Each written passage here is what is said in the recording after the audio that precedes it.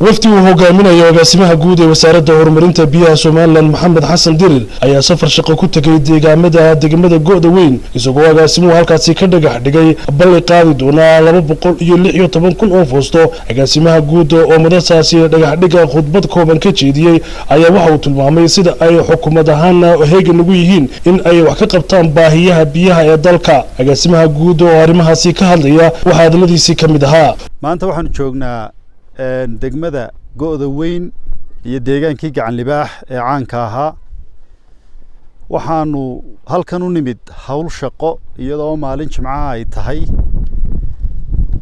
aniga iyo waftigeyga oo injineero culumta biyaha bartay ah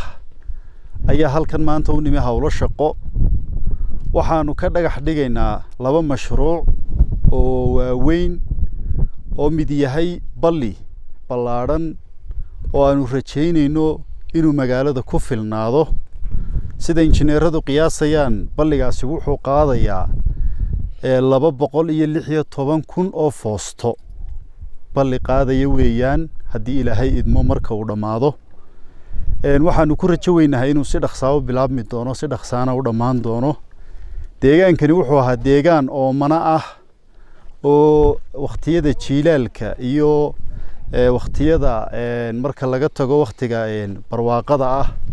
inta kale biyaha looga doono meelo fog 30 kiiloomitir iyo wax ka badan ayay booyaduhu uga soo dhaamiyaan waa dhul adag oo buura ah oo ay adag tahay gaarigu inuu biyo la maro maanta arintaas iyada oo xukuumadda Soomaaliland ka jawaabaysa gaar ahaan wasaaradda horumarinta kheyraadka biyaha jamhuuriyadda Soomaaliland waxaanu halkan u nimid inaan dhagax dhigno balligaas iyo ceel meel saru fadhi la yiraahdo ku yaala oo iyaduna magaalada aan wax badan ka fogeyn oo isaguna kabi doona biyaha balligan labada mashruuc baanu dhagax dhigaynaa ilaahay waxaanu ka rajaynaynaa inay noqdaan mashaariic guuleysta sidoo kale waxa madashaasi ka hadlay gudoomiyaha degmada Go'da Weyn iyo xogayaha degmada oo madashaasi hadal ka jeediyay ayaa u mahadnaqay wasaaradda biyaha sida ay u soo gaarsiiyeen ceelkan ee bulshadu ay baahida weyn u qabtay maanta waxaanu joognaa degmadii Go'da Weyn iyo nawaaxigeeda waxa maanta halkan hawl shaqo oo lagu yimi agaasimiga guud iyo agaasimiga guud wasaaradda horumarinta biyaha iyo team engineer ah oo la socda halkan oo agaasimaha guud maanta ka dhex dhigi doono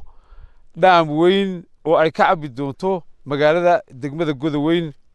oo in badan oo mana ahayd dhaamkaasi waa 120 mitir iyo 120 mitir oo plastic la dhigi doono magaaladana la geyn doono biyaha maxay hayday beeb line loo xidhi doono si ay uga cabto magaaladu qasabado ilaahay mahadii in badan bay degmadana oo mana ahayd may loo suura gelin riig hore oo keenay in lagu guuleysto inuu biyo soo saaro dhaamam hore oo maxay hayday laga qoday may noqonin sidii lagu talagalay in lagu intifaacsado oo baqcada ay ku yaalaan ayaa saamixi weyday inuu noqdo biyo ku filan magaaladii oo intifaacsata waxaanu madaxweynaha jamhuuriyadda Soomaaliland mudane Muuse Biixi Cabdi uga mahadnaqaynaa baaqayagii ahaa biyaan u baahanay inuu markiiba laga soo jawaabo iyagoo agaasimaha iyo wasiirkuna ku shaqeynaya siyaasadii madaxweynaha waa Khadar Maxamed Maxamuud Khadar Qulle telefishin qaranka Soomaaliland Hargeysa.